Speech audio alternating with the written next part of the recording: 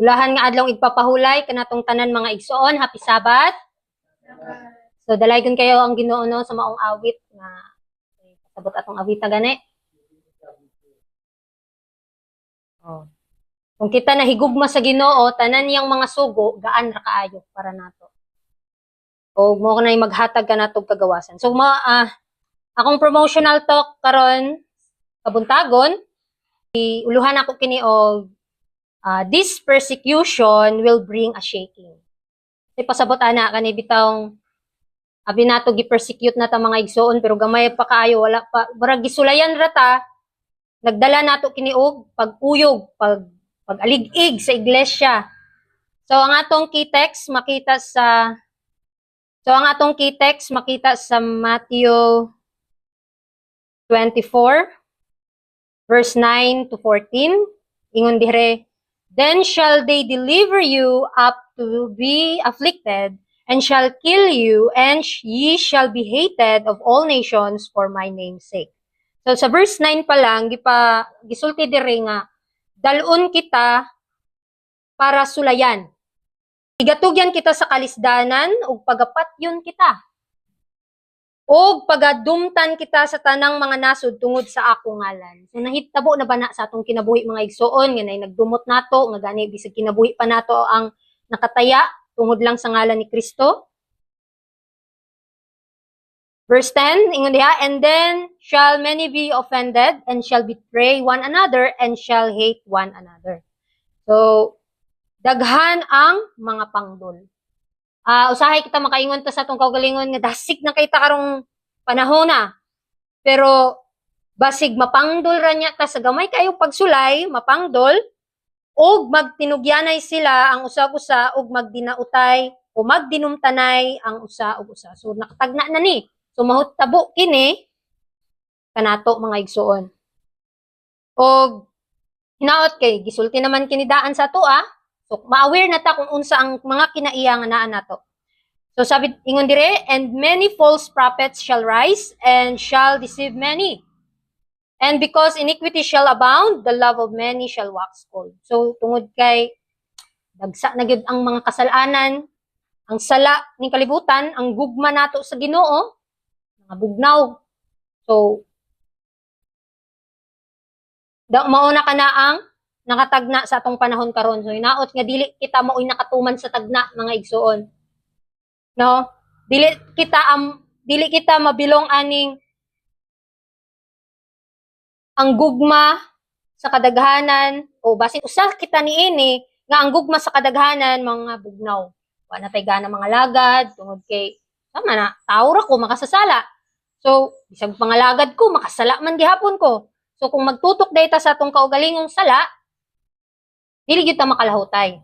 Mga ana si Kristo nga mututok ta kaniya nga nakalahutay og nakahimo siya sa pagdaog. Ug daghan kayong mga mini nga propeta nga manindog ug daghang mahisalaag. Bisan gani ang mga pinili. Mga karon mga igsoon, di gyud ta makaingon nga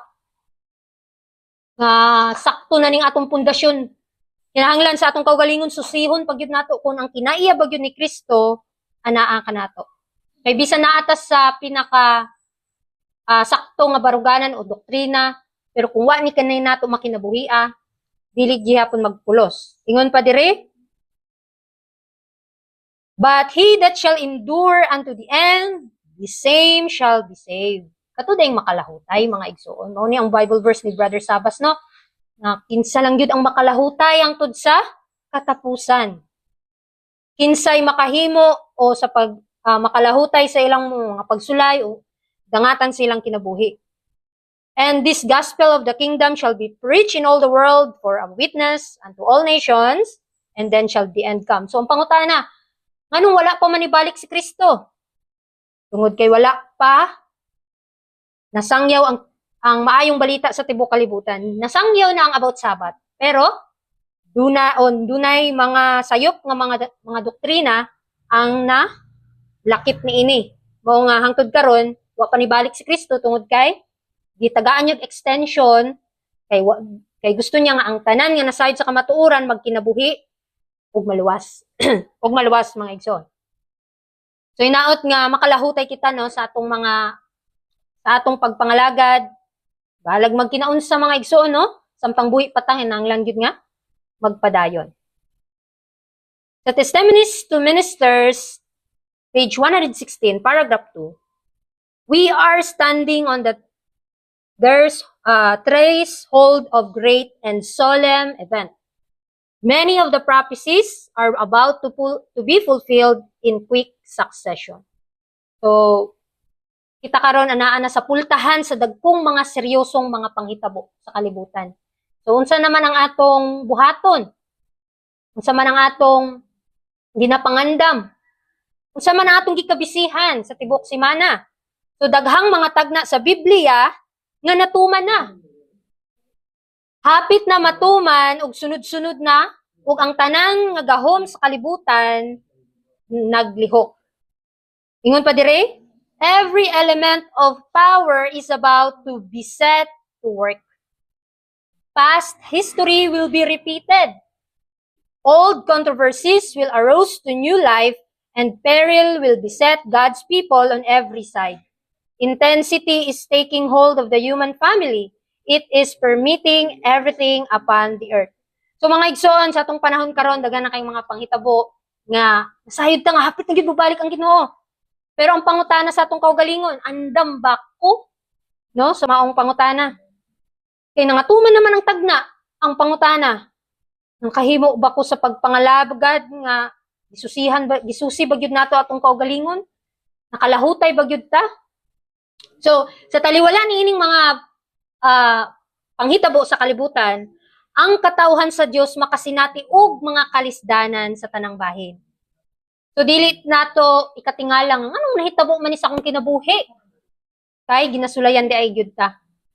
Kay dili nato mapamatud-an sa tong kaugalingon kung kita bagyod nahimong matarong kung dili ta paga sulayan.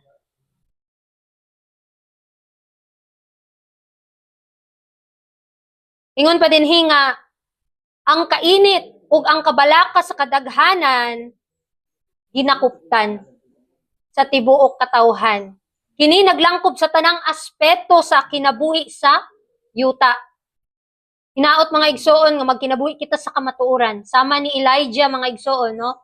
Nga naglakaw siya subay sa kabubuton sa Ginoo, taliwala sa daghang kasalanan siyang palibot. Bisan na siya sinful nature. Kita natay sinful nature. Pero nagkinabuhi siya nga sinless, walay sala. Sama ni Kristo, no? Nagpakatao siya ng kalibutan nga sinless. Pero naa siya nature nga sinful nature. Pero nagkinabuhi siya nga walay sala. Hinaot nga sama sabta ni Kristo mga igsoon nga magkinabuhi nga nahiuyon kanunay sa kabubuton sa amahan. So sa pagpadayon sa volume 2 selected messages, ingon dire, Satan will work his miracles to deceive. He will set up his power as supreme. The church may appear as about to fall, but it does not fall. It remains while the sinners in Zion will be sifted out, the chaff separated from the precious wheat. So sa atong panahon karon mga igsoon, nga samtang nagpadayon ang kasaysayan sa kalibutan, kanang ginauyog bitaw ta sa mga pagsulay, gina-separate ang unsa man ang wheat sa chaff. Gina-separate ang mga trigo sa bunglayon. So asa kahata na bilong ana no? So sa atong kinaiya atong ma-tanaw, atong ma-determine kung bunglayon bagyod ko or nasa trigo bagyod ko kung magpadayon ta. Ingon pa diha, ang mensahe nagpasidaan nga si Satanas nagabuhat og mga milagro para malimbungan ang kadaghanan bisan ang mga pinili. Mga di gyud ta exempted mga igsoon kung ingon ta nga naa naman ko sa saktong doktrina, naa na ko sa saktong baruganan pero dili ta exempted sa mga limbong sa kaaway. Be aware ta, be wise like a serpent mga igsoon. Og ipahimutang ni Satanas ang iyang gahom ingon sa labing gamhanan. So sa panahon sa pagsulay, daghan ang dili kalahutay. Bisan sa sulod sa iglesia, mahimong tan-awon nga hapit na mahulog, apan kung kita magapadayon, gingon dire, dili kini mahulog. So mga igsoon, daghan na kayo karong mga doktrina nga nanggawas about baby-born sinner, God does not kill.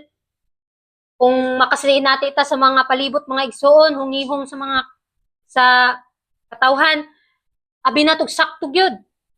Pero susihon nato ang balaang kasulatan kung tinuod ba gyud kini nga mga kamatuoran. Mga di gyud ta palimbong mga igsoon kay daghan kay mga doktrina karon nga nanggawas nga limbong. Ingon pa dire, this is a terrible ordeal, but nevertheless it must take place. None but those who have been overcoming by the blood of the Lamb and the word of their testimony will be found with the loyal and true, without spot or stain of sin, without guile in their mouths. So ang mga katawan sa Ginoo mga igsoon, karon kay ginapatikan since 1844 sa dihang ni sulod ang atong manlalaban si Kristo sa most holy place, nagsugod nagpatik sa mga katawhan. Nagsugod sa mga buhi, mga igsoon sa pagpatik, nga kung ang tao mamatay, totally na kung asa na siya paingon. No? Hinaot nga kita, before ta mamatay mga igsoon, mahibalaan nato kung asa gyud ta paingon in the last days. So, samtang ang mga makasasala sa Sion, pagabahinon, ang abog, pagabulagon gikan sa mga trigo, kini nga mga proseso, makahadlok o masakit. Nganuman, tungod kay ang imong igsuon nga imong gisaligan nga dasig kaayo, nawala na sa pagpangalagad.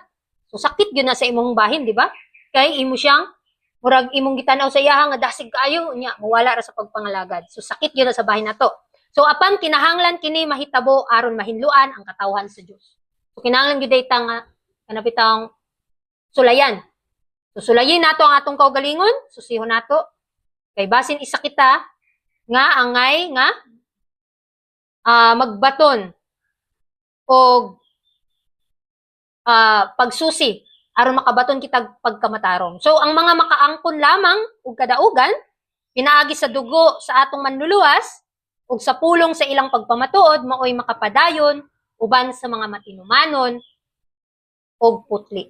Walay mansa sa sala. Makahimo ba ta mga igsoon nga magkinabuhi ni kalibutan nga walay sala? So dili ta makaingon ana. Tungod kay kasasala gyud ta ug walay mga matarong nga tawo nga moingon nga wala siya sala. Mao nga mga igsoon in the last days bisag close of probation na moabot ang panahon nga ang mga matarong magpakamatarong, ang balaan magpakabalaan, ang mga dautan magpadayon sa pagkadautan, dili na sila makakahimo sa pagbag-o tungod kay sarado na ang kaluwasan. Pero ang matarong nga magkinabuhi sa ilang pagtuo, dili sila makaingon silang kaugalingon nga matarong na. Padayon gihapon kung kita mabilong sa pagkamatarong ni Kristo mga igsoon, padayon kita nga mususik kung tinuod bagyod nga na matarong bagyod ta. Nga tinuod bagyod nga nagkinabuhi kita nga walay sala, walay limbong sa ilang mga baba. Padayon ta, sabi sa volume 4, Testimonies, page 89, the shaking of God blows away multitudes like dry leaves. So kini ding mensahe sa katapusang panahon, mao lamang kini kung gikuptan pag-ayo kini sa katawhan sa Ginoo, mao kini ang mag-blow mo tayhop o magpapahawa sa mga mini nga mga katawhan. Kung nakita nato nga si igsoon wala na nakapadayon sa pagpangalagad, ato gihapon siyang iampo mga igsoon. Tungod kay basing nasakitan sa pulong, no, naa siya na-offend, no? Di man yun nakalikayan, pero iampo nato mga igsoon tungod kay kinahanglan gyud ta nga makalahutay. Dili lang ta mag-alagad tungod kay para maluwas ang atong kaugalingon. Kinahanglan tabangan sab nato ang atong igsoon nga makabaton og kaluwasan. Kay kaning atong kamatuoran mga igsoon nagauswag man dili man na sa atong kaugalingon lang, kundi ipahat pud nato sa atong silingan, no? Kay bisan dili ka magmensahe sa ilaha, magbalay-balay. Kung makita lang sa mga silingan mo nga sa imong pagkinabuhi nga nahisubay sa kabubuton sa Ginoo, dako na kana nga mensahe. Ingon pa dira, prosperity multiplies a mass of professors. Adversity purge them out of the church. So mga igsoon, sa panahon sa kalinaw ug kalambuan, daghang mga tawo nga nag-angkon nga magtotoo ug nag-angkon nga sila mitubo spiritually apan dili di ay makalahutay sa pagsulay. Apan sa panahon sa kalisdanan ug pagsulay, sila pagahinluan ug pagapahawaon gikan sa iglesia. Hala no, mga igsoon, tungod sa mga pagsulay ug kalisdanan, papahawaon ta sa iglesia. So, pamalandungan nato kini nga punto, adversity, mga sweep out from the church, papahawa sa simbahan. mga pagsulay, adversity purge them out of the church. Ang mga pagsulay mga igsoon, maunay mo kuha nato kanabang muuyog nato, musulay nato, no? Maunay magpamatuod nato kung nakalahutay ba gyud ta ni ana. Prosperity multiplies a mass of professors. Sa panahon sa kalinaw ug kalambuan, daghang mga tawo nga nag-angkon nga magtotoo ang mutubo ug mulahutay, apan sa panahon sa kalisdanan ug pagsulay, sila pagahinluan ug pagapahawaon sa gikan sa iglesia. So pamalandungon kini. Ang tinuod nga pagtuo dili makita sa panahon sa kaharuhay. Apan sa panahon sa pagsulay. Diha day Sister Annie no. Pagsulay day nato makita kung makalahutay ba gyud ta. Pero kung di ta pagsulayon, di ta kaingon nga makalahutay kay wala may pagsulay. Ayahay. So ang Dios nagagamit sa mga kasakit ug kalisdanan aron mo padayag ang tinuod natong batasan. Ang tinuod ba gyud kung ato bang gi-practice ang karakter ni Kristo nga mapailubon, mapainubsanon.